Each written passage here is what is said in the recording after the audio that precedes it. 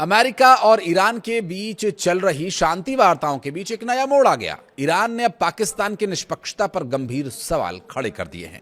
नमस्कार, मैं हूं आशीष त्रिपाठी। ईरानी अधिकारियों और सांसदों का मानना है कि पाकिस्तान इस संवेदनशील कूटनीति के लिए एक निष्पक्ष मध्यस्थ नहीं है, क्योंकि उसका झुकाव अमेरिका की ओर ज्यादा रहता है। आसान शब्दों में कहें तो ईरान ने पाकिस्तान को अमेरिका का दलाल बताया। कहा कि एक फेयर डील कराना उसके बस की बात नहीं।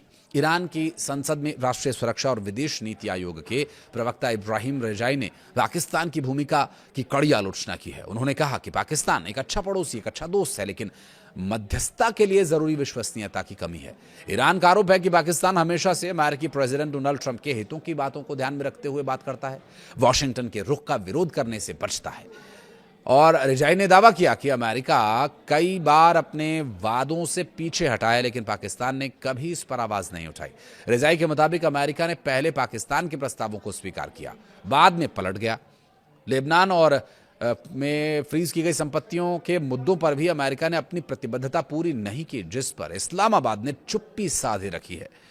हाल ही में पाकिस्तान ने इस्लामाबाद में एक हाई प्रोफाइल बैठक की मेजबानी की थी, जिसमें ईरान के विदेश मंत्री अब्बास अरागची और अमेरिका के उपराष्ट्रपति जेडी वेंस शामिल हुए थे।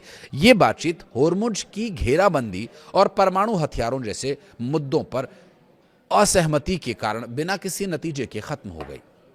ईरानी सांसद महमूद नबवियां ने इस बैठक को पाकिस्तान में आयोजित करने को एक रणनीतिक चूक करार दिया। ईरानी सांसदों का यह मानना है कि पाकिस्तान में वार्ता आयोजित करने से अमेरिका को ईरान पर दबाव बनाने का मौका मिल गया। अमेरिका ने इस बैठक का फायदा उठाकर ईरान से समृद्ध यूरेनियम यानी एनरिच्ड यूरेनियम के उत्पादन को सीमित करने जैसी बड़ी मांगे रखती, जिसे तेहरान अस्वीकार करता है। अब ईरान के भीतर यह मांग उठ रही है कि भविष्य की किसी भी बातचीत में ऐसी जगह पर यह बातचीत होनी चाहिए जो पूरी तरह से तटस्थ हो, पाकिस्तान में नहीं। ईरान का स्पष्ट रुख है कि जब तक अमेरिका होर्मुज जलडबरू मध्य से अपने ब्लॉक को हटाकर समुद्री रास्ते को नहीं खोल देता, तब तक परमाणु मुद्दों पर कोई रियायत नहीं होगी।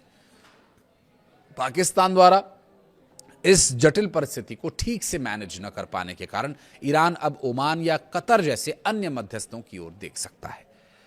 आपको क्या लगता है, कहां बातचीत होगी तो ज्यादा बेहतर होगा? ईरान और अमेरिका या इजराइल अमेरिका ईरान के बीच जो चल रहा युद्ध है, इसे रुकवाने के लिए अच्छा मध्यस्थ कौन बन सकता है? किन क्षेत्रों में शांति वार्ता बेहतर सफल होने की संभावना आपको लगती है? बताइएगा। इस बारे में भी अपने कमेंट्स जरूर आप कमेंट सेक्शन में दीजिएगा।